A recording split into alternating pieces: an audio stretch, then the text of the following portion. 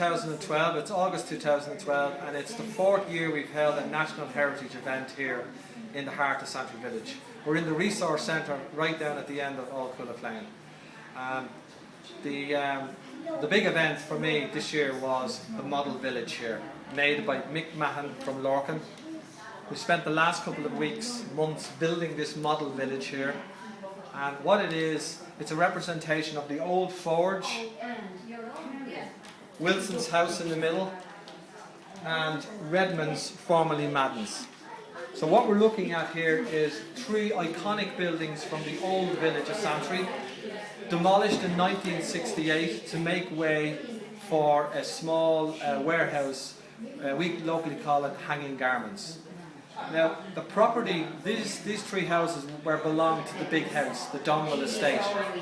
So ownership of it was a little bit hazy.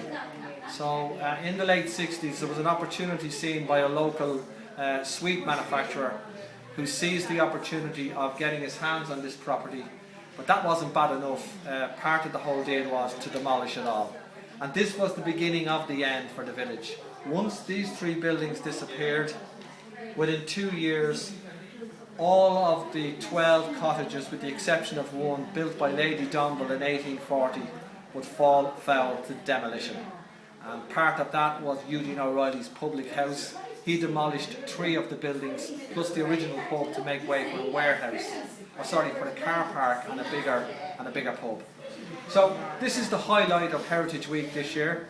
This is my first YouTube piece for a National Heritage. It's the 4th year we're here, and I am conducting a talk in Ballymun Library tomorrow evening, which is Monday, 6:30 to 7:30. It's all to do with the voices of Santry.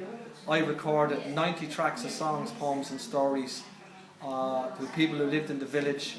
I spoke to women who were born alive during the time the Black and Tans were in the village. So I'll be telling people all about how I did that and why I did it. I did that in 2004, and I'm also going to talk about the book I wrote, Turn Up the Pine Trees, which was published last year, and it's all about the locality as well. So feast your eyes on this beautiful model here, and we're going to make our way up here and look at the Swiss village as well.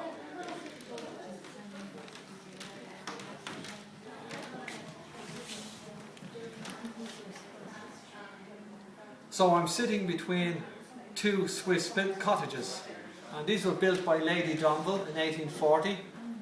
The famine hadn't yet started in Ireland, and she was following on in the footsteps of most Victorian ladies. They would do the grand tour in Europe.